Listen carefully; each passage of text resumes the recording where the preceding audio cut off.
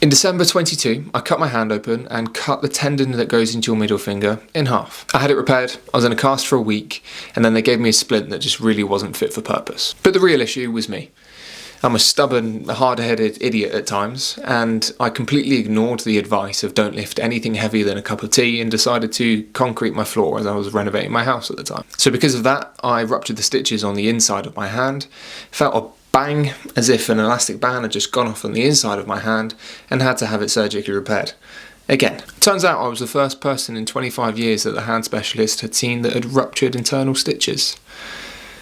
Yeah. But even with all of that, and the sensitivity and the scar tissue that I've got, I still don't really have any major differences between my left and my right hand. Lucky, eh?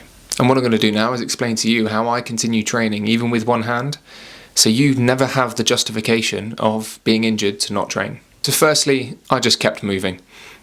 Even when I was in a cast, I was still in the gym. I was always trying to find some kind of creative workaround to ensure that I could keep my body moving and that I didn't stiffen up. I used the sled a lot.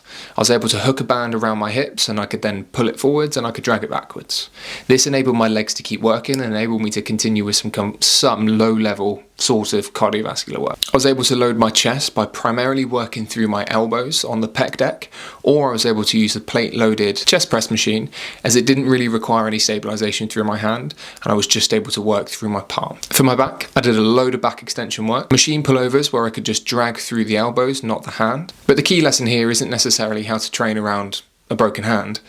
It's actually that when you're injured, there is always a workaround. Complete rest is very, very rarely the answer.